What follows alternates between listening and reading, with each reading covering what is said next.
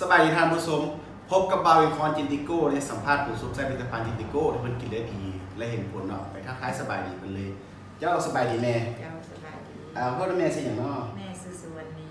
สุวรรณีนามสกุลหยังแม่นามสกุลสามตีแม่สุวรรณีสามนตีเนาะ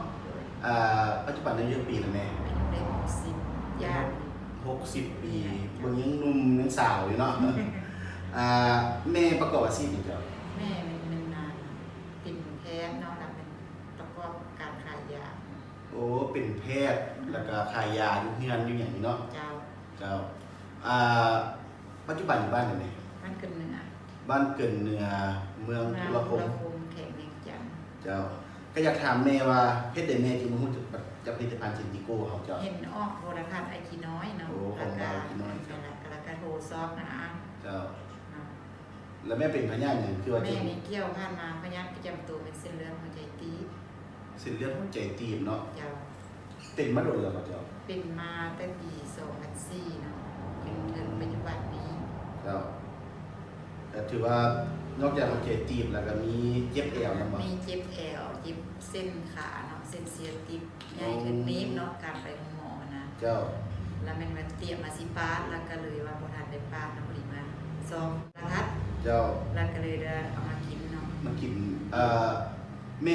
ม่กินมาจากกับล่ะอันนั้นรู้สึกว่าทำอีกเนาะเริ่มกินมาเม็ดที่1ที่2กับจำมันอยู่สบายมาเลยแล้วก็กินโตมาเลยเนาะเจ้าใช้มาเป็นเดือนละกับเนาะเดือนละกับตกเบิดอยู่ตกอยู่3กับเนาะโอ้ตกอยู่3กับท่านผู้ชม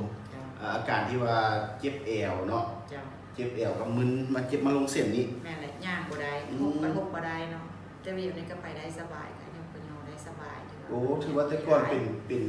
นักนี่ก็คือยกยอกันอย่างเงี้ยมันเจ็บมันเข็มบ่ได้ทุกขาบ่ได้เดี๋ยวนี้เหยียดขาเดี๋ยวนี้เหยียดขาปกติไปคนธรรมดาแล้วก็แอวที่ว่าคือว่ามีอันได้ผ่าพันไว้บ่พันตอนสิไปซื้อยานมันเป็นตัวคุมตรงยังสิซื้อเฮ็ดคงที่ไว้เพื่อยังไม่หลุดเข้าไปอีกเจ้าเพราะว่าผ่านมามันเคยหลุดแล้วเนาะก็ถือว่าตอนนี้หลังจากลบใช้ผลิตภัณฑ์จินติโก้ไปประมาณ3กับก็ถือว่าอาการเจ็บแอวนี่ก็ถือว่าบ่เจ็บแล้วเนาะคือไปได้มาได้ปกติ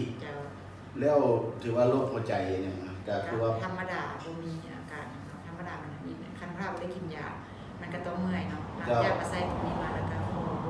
บ่เมื่อยหยังธรรมดา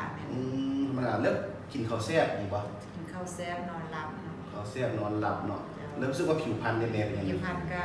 รู้สึกว่ามีความแข็งแกร่งขึ้นมาเนาะบ่แย่บ่ยานั่นน่ะถือว่าพร้อมปั่นผู้สาวขึ้นใหม่แล้วเพิ่นว่าหรือว่าไซส์ขึ้นเนาะเพราะว่าช่วงก่อนเฮาก็มาหาแม่ก็พอดีแม่ที่ซื้อกินอยู่แล้วเพิ่นบอกโดยแม่ละสิทดลองมาแล้วนี่จากปีกายมาหาเพิ่นปีนี้มาเบิ่งเพิ่นงามเหมือนเก่าเลยท่านผู้ชมเนาะสุดท้ายนี้ก็อยากให้แม่ฝากถึงท่านผู้ชมทางบ้านเนาะที่ว่าเป็นอาการที่แม่นึงเป็นหลอดโรคหัวใจตีบและ2มาเจ็บเอวกับจองมาเส้นเลือดเจ้าให้มีความเข้มแข็งเจ้าให้ฝากถึงท่านผู้ชมฝากถึงท่านผู้ชมทางบ้านให้สนใจและติดต่อซื้อต่อกินเนาะหาเงื่อนไขจะมีผลดีกว่าทุกสิ่งทุกอย่างจะปลอดภัยกว่าทุกอย่างเจ้าก็ถือว่าทางเขาบริมาซื้อจ้างเนาะแม่นแหละอันนี้แม่เพิ่นเป็นท่านหมอแม่เพิ่นเป็นท่านหมอคนนึงท่านผู้ชมเนาะเพิ่นก็ว่าเพิ่นว่าโอเคกินแล้วเห็นผลดีถือว่าเพิ่นสืบต่อมากินมา3กลับแล้วก็ตอนนี้สุขภาพเพิ่นก็ปกติละเพิ่นก็ถือว่าไปได้มาได้ละเจ้าสุดท้ายนี่ก็เขาว่าเข้าใจแม่หลายเนาะให้แม่อยู่เป็นวงไส้ลูกให้เต้าให้ครอบครัวเนาะเจ้า